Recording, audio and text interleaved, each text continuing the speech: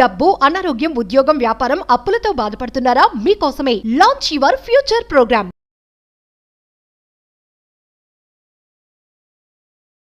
నమస్కారం శ్రీ ఆచార్య అనంతకృష్ణ స్వామి గారు. మణిమంత్ర సబ్జెక్టుకి సంబంధించి మాత్రం ఎప్పటికీ ఒక రెవల్యూషన్ అనే 400 ఎపిసోడ్స్ వరకు చూసాం మనం. ఒక ఎండ, వాన, చలి అని తేడా లేకుండా మనం ఎపిసోడ్స్ చేసుకుంటూ వెళ్ళిపోతూ ఉంటే ఆడియన్స్ దాన్ని అంత బాగా రిసీవ్ చేసుకున్నారు. ఆల్మోస్ట్ ఒక 4 years జర్నీ మీది నాది. అవునండి. ఆన్ స్క్రీన్ చూసుకుంటే మాత్రం ఏం సాధించాము అని అంటే చాలా సాధించాం. చాలా అందరికీ చాలా సాధించేట్టుగా చేసాం. Thank you sir, thank you so much once again. ఈ వీడియోలో ఏం చెప్తున్నారు? నేను నా జీవితంలో ఒక సత్యాన్ని నమ్ముతానండి. ఓకే, నేను అందరికంటే నెంబర్ 1 ఫస్ట్ పాయింట్. నన్ను మించిన గొప్పవాడు లేడు. నేను గొప్ప ధనవంతుని. నేను ఏదైనా చేయగలను, ఏదైనా సాధించగలను. ఓకే, నేను ఎంతైనా సంపాదించగలను, ఎంతైనా ఖర్చు పెట్టగలను. ఓకే, నేను ఎప్పుడు ఎవరితోని పోను. నాకు నేను ఒంటరిగానే ప్రయాణం చేస్తాను. ఎందుకు ఇవన్నీ చెప్తున్నానంటే నీ జీవితంలో నువ్వు ఏదైతే నమ్ముతావో అది మాత్రమే సాధ్యమవుతుంది. కాబట్టి ముందు నీకు నువ్వుగా నీ యొక్క సబ్కాన్షియస్ మైండ్కి ఒక కాషన్ ఇవ్వాలి. ఏమనంటే నేను ఒక గొప్ప వ్యక్తిని, నేను ఒక కారణ జన్ముని. నేను ఇక్కడ భూమి మీద జన్మ తీసుకున్నానంటే నేను ఒక కారణ జన్ముని. అంటే నాకు ఒక కార్యం అనేది అప్పచెప్పబడింది విశ్వం ద్వారా. అది ఎలాంటిది అనేది నీకు సంబంధం లేదు. ఓకేనా? అలా అనుకున్నప్పుడు మాత్రమే నిన్ను ఆ విశ్వం ఒక గొప్ప వ్యక్తిగా తీర్చిదిద్దడం అనేది జరుగుతుంది. అర్థమైందా? మీరు నమ్మనంత మట్టికి మీ అందరిలాగే మీ లైఫ్ కూడా ప్రొద్దున లేవడం, ఏదో పని చేసుకోవడం, వచ్చి తిని పడుకోవడం, ఇంతకంటే మీ జీవితంలో ఎప్పుడు మార్పు రాదు. అర్థమవుతుందా? ఎందుకు మా జీవితంలో మార్పు రావట్లేదంటే ఏనాడు కూడా నిన్ను నువ్వుగా ఒక గొప్ప వ్యక్తిగా నువ్వు భావించలేదు. అర్థమైందా? ఈ అప్పులతో సతమతం అవుతూ, ఈ యొక్క కుటుంబ పరిస్థితులను సతమతం అవుతూ, నువ్వు చేసే పని దగ్గర ఆఫీస్ ప్రెమిసెస్లో నువ్వు సతమతం అవుతూ నిన్ను నువ్వు మర్చిపోతున్నావు. ఎప్పుడైతే నువ్వు మర్చిపోయినావో నీలో ఉన్న గొప్పతనం బయటికి రాదు. నువ్వెవరు నీకు తెలియదు కదా. ఫస్ట్ చెప్పేవాడు లేడు. నువ్వెవరు, నువ్వు ఎందుకు ఇక్కడ జన్మ తీసుకున్నావు, నీ జన్మ వెనకాల కారణం ఏంటి?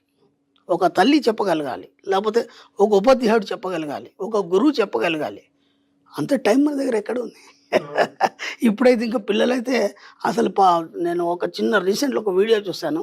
ఎంత బాధ అనిపించిందంటే 3 పిల్లలు అట్ట కూర్చున్నారు, సోఫాలో కూర్చున్నారు, అందరి చేతిలో మొబైల్. ఓకే, వాళ్ళ అమ్మ వచ్చింది, ఏమైనా భోంచేద్దాం రండి అంటే కూడా ఈ 3 పిల్లలు ఎవరు కూడా పోవట్లేదు భోజనానికి. నేను మళ్ళీ వస్తాను, మళ్ళీ చేస్తాను, ఆ మొబైల్లోనే కూర్చొనిపోయినారు. ఇప్పుడు తల్లికి పిల్లలకి కాంటాక్ట్ ఎక్కడ ఉంది? ఏదన్నా చెప్పడానికి కానీ గురువుకి శిష్యుడికి కాంటాక్ట్ ఎక్కడ ఉంది? ఎక్కడే శ్రద్ధగా మనం ఒక గురువు దగ్గర విద్య నేర్చుకోవడం కానీ, గురువుని వెళ్ళి కలవడం కానీ, ఈ వయసులో కూడా మేము మా గురువుల దగ్గరికి ఇప్పటికెళ్ళి కలుస్తాం, వాళ్ళతో మాట్లాడతాం. ఎందుకంటే అన్ని పనులు పడేసి పక్కన పడేసి వెళ్ళేసి వాళ్ళ దగ్గర ఒక గంట సేపు కూర్చొని వస్తే మాకు ఒక స్వాంతన. ఇవన్నీ ఇప్పుడు లేవు కదా.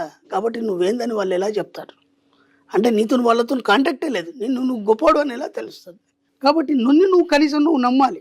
ఎందుకంటే నేను గొప్పవాడిని, నేను ఒక కారణ జన్ముని, నాతో ఏదో కార్యం సాధించబడేది ఉంది, అందుకని నేను ఇక్కడ జన్మ తీసుకున్నాను అన్నప్పుడు ఏమవుతుందంటే నీకు దిశానిర్దేశం చేయడం అనేది జరుగుతుంది విశ్వం ద్వారా. అప్పటి వరకు మీరు మామూలు జీవితాన్ని మీరు గడపగలుగుతారు. ఇప్పుడు అలా అనుకున్నప్పుడు మీరు గొప్ప వ్యక్తిగా అనుకోవడం కాకుండా దాన్ని భావించడం అనేది జరగాలి ఫస్ట్. ఓకేనా? గొప్ప వ్యక్తిగా అన్నప్పుడు నువ్వు దాన్ని భావించడం జరగాలి.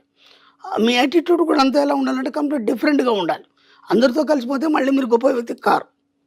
మీకు మీరు ఆలోచించాలి, మీకు మీరుగా ఉన్నతంగా ఎలా జీవించాలి, ఎలా నీ యొక్క యాటిట్యూడ్ని మార్చుకోవాలి, ఎలా సంపాదించాలి. లేదా మీరు ఇప్పుడు మాకు క్లాసులకు ఎంతోమంది వస్తుంటారు, వాళ్ళు ఒక్కొక్కటి చెప్తుంటే నాకు అనిపిస్తుంది కదా, అసలు వీళ్ళేనా అనిపిస్తుంది. స్టార్టింగ్లో వచ్చినప్పుడు వాళ్ళని చూసినప్పుడు, ఇప్పుడు వాళ్ళ స్థాయి ఇంతకుముందు మనం చెప్పుకున్నాం, కాన్షియస్ లెవెల్ పెరిగింది, వాళ్ళ చైతన్య శక్తి స్థాయి పెరిగింది. వాళ్ళు ఎంత బాగా చెప్తారంటే నేను ఒక ఫ్యాక్టరీ పెట్టదలుచుకున్నాను, ఈ దాంట్లో ఇంతమందికి ఎంప్లాయ్మెంట్ చేయదలుచుకున్నాను. ఇంకా కొందరు లేడీస్ పాపం వాళ్ళు హోమ్లీగా ఇంట్లోనే ఉండేవాళ్ళు, ఈరోజు వాళ్ళు కూడా ఏదో ఒక పరిశ్రమ కానీ లేదంటే ఒక 10 మందికి ఎంప్లాయ్మెంట్ కలిగించే స్థాయికి తీసుకెళ్లారు వాళ్ళు. ఇవన్నీ ఎలా వచ్చాయి అంటే అప్పటి వరకు నిన్ను నువ్వు గుర్తించలేదు. అవును, నువ్వు ఒక గొప్ప వ్యక్తిగా నిన్ను నువ్వు గుర్తించలేదు. ఎప్పుడైతే ఇది తెలిసిందో, తెలిసిన మరుక్షణం దాని వైపు ప్రయాణం చేయడం జరిగింది. మన క్లాస్లోకి వచ్చిన తర్వాత అసలు మీ లైఫ్ ఏంది, మీరు ఎందుకు జన్మ తీసుకున్నారు, ఎందుకు డబ్బు సంపాదించాలని సంపాదించాలి. ఓకేనా? డబ్బు సంపాదించడం ఎందుకు సంపాదించాలి? అందరూ సంపాదిస్తారు కదా, మీరెందుకు సంపాదించాలి, దాని ఎంత కారణాలు ఏంటి, దానికోసం మీరు ఏం ప్రయత్నాలు చేయాలి, ఇవన్నీ మనం క్లాస్లో 1 by 1 అన్నీ మనం వివరించినప్పుడు ఏమవుతుందంటే అప్పుడు వాళ్ళల్లో ఉన్న గొప్పతనం అనేది బయటపడుతుంది. అప్పటి వరకు తక్కువ చైతన్య స్థాయిలో ఉన్న వాళ్ళు కూడా ఈరోజు ఎక్కువ చైతన్య స్థాయిలో ఆలోచిస్తూ గొప్ప వాళ్ళుగా మారిపోతున్నారు. కాబట్టి మీకు మీరుగా ఎప్పుడైతే నమ్మరో అంతవరకు మీరు అలాగే ఉంటారు. ఫస్ట్ మిమ్మల్ని మీ సబ్కాన్షియస్ మైండ్ని మీరు నమ్మించడం మొదలు పెట్టండి. మీరు ధనవంతుడు కావాలనుకున్నారా? ఎస్, నేను ఒక గొప్ప ధనవంతుని. Yes, okay. నేను ఒక గొప్ప వ్యక్తిని కావాలనుకున్నారా? ఎస్, నేను ఒక గొప్ప వ్యక్తిని. ఓకే. ఇప్పుడు మన ప్రముఖులు ఎంతోమంది ఉన్నారు, మన సీనియర్లు కానీ లేకపోతే పెద్దవాళ్ళు, గొప్ప గొప్ప వాళ్ళు ఒక్కొక్క సబ్జెక్ట్లో వాళ్ళు అంతంత గొప్ప గొప్ప స్థాయిలో ఉన్నారు. వాళ్ళు ఎందుకు అలా అయ్యారు? వీళ్ళందరూ ఎందుకు ఇలా లేరు? ఇప్పుడు అదే సబ్జెక్ట్ అందరు చదివిన వాళ్ళు ఉన్నారు కదా, మరి దాంట్లో ఒక్కడే అంత గొప్ప స్థాయికి ఎందుకు వెళ్ళాడు? ఎవరికి రాని ఆలోచన వీళ్ళకే ఎందుకు వచ్చింది? ఇప్పుడు మోక్షగుండ విశ్వేశ్వరయ్య గారు ఉన్నారు, అంత గొప్ప ఎందుకైనారు వాళ్ళు? ఇప్పుడు ఆయన తర్వాత ఎంతోమంది ఇంజనీర్లు వచ్చారు, మంచి మంచి కట్టడాలు కట్టారు. ఆయన ఇప్పటికి ఆయన పేరే మనం ఎందుకు చెప్పుకుంటున్నాం? అంత కాన్షియస్ స్టేజ్ ఎవరు చూడలేదు ఆ సబ్జెక్ట్లో. ఎస్, ఒక్కొక్కటి ఆయన జీవిత చరిత్ర చదువుతుంటే ఒళ్ళు గగురు పడుస్తుంది. ఆయన చేసినటువంటి ఆలోచనలు కానీ ఆ యొక్క కట్టడాలు కానీ అవన్నీ వాళ్ళు ఆ స్థాయికి వెళ్ళారంటే వాళ్ళ చైతన్య శక్తి స్థాయి చాలా హై లెవెల్లో ఉంది. అంటే వాళ్ళని వాళ్ళు నమ్మారు ముందు. ఆ నమ్మినప్పుడు మాత్రమే మీ జీవితంలో ఆ స్థాయికి వెళ్ళడం జరుగుతుంది. కాబట్టి మీరు మీ సబ్కాన్షియస్ మైండ్ నమ్మించండి. మీరు ఎందుకు జన్మ తీసుకున్నారు? నేను స్టార్టింగ్లో చెప్పాను, నేను చాలా గొప్పవాడిని, నన్ను మించిన గొప్పవాడు లేడు. Yes, okay. అలా మీ యొక్క సబ్కాన్షియస్ మైండ్ మీరు ఎప్పుడు నమ్మిస్తారో పదే ఈ అఫర్మేషన్స్ చేయండి మీరు. ఓకే. మీరు ఊహించండి పదే మీకు ఏం కావాలి, మీ సబ్జెక్ట్లో మీరు ఎంత స్థాయికి వెళ్ళాలి, మీ సబ్జెక్ట్లో మీరు ఎంత స్థాయికి వెళ్ళాలి. ఇక్కడ ఇంకొక కన్ఫ్యూజన్ ఉంది. ఒక స్టూడెంట్ ఉన్నాడు, అతను ఒక సబ్జెక్ట్లో ఉన్నాడు. ఆ సబ్జెక్ట్లో గొప్ప వాళ్ళ గురించి అందరికీ నాకు చెప్తున్నాడు ఆ అబ్బాయి. వాళ్ళ సబ్జెక్ట్లో ఎంత డెప్త్కి వెళ్ళారు, వాళ్ళు ఏమేమి కనిపెట్టారు అదంతా నాకు చెప్తున్నాడు. వాళ్ళ గ్రేట్నెస్ గురించి చెప్తున్నాడు అబ్బాయి. నేను అన్నాను, నీ అభిప్రాయం ఏంటి అని అడిగాను. చాలా గొప్ప వాళ్ళు కదండి, చాలా గ్రేట్ కదండి అన్నాడు. నేను ఒక మాట చెప్పాను, ఇప్పుడు నువ్వు వాళ్ళని బేరీజ్ వేసుకున్నావు అనుకో, నువ్వు వాళ్ళలాగా తయారవుతావు. అర్థమైందా? వాళ్ళు గొప్పవాళ్ళు, వాళ్ళకు నమస్కారం చేయి అంతే. వాళ్ళని మించి నీ గొప్పతనం ఏంటి నువ్వు ప్రదర్శించడానికి ప్రయత్నం చేయి. లేకపోతే ఏమవుతుంది, నువ్వు వాళ్ళని మైండ్లో పెట్టుకున్నావు అనుకో, మళ్ళీ యాజిటీస్గా నువ్వు కూడా అలాగే తయారైపోతావు. అర్థమైందా?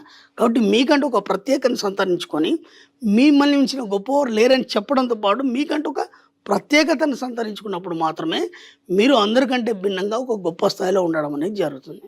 కాబట్టి ముందు మిమ్మల్ని మీరు నమ్మండి. నేను ఎందుకు జన్మించాను, ఈ జన్మ ఎందుకు తీసుకున్నాను, నేను కారణ జన్మని ఎందుకు అయ్యాను, నా వల్ల ఏమవుతుంది, అది విశ్వం నాకు ఎలా అప్పచెప్పింది, దాన్ని నేను ఎలా సక్సెస్ చేయాలి.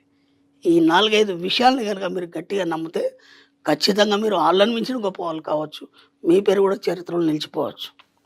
ప్రయత్నం చేయండి.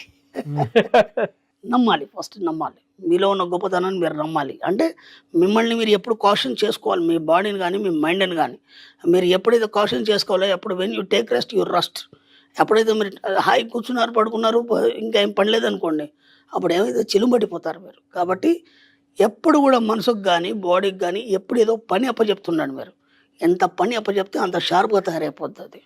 ఒక మేక ఉందండి, అక్కడ కింద పడిపోయింది, ఒక 2-3 రోజులు కాగానే తుప్పు పడిపోతుంది.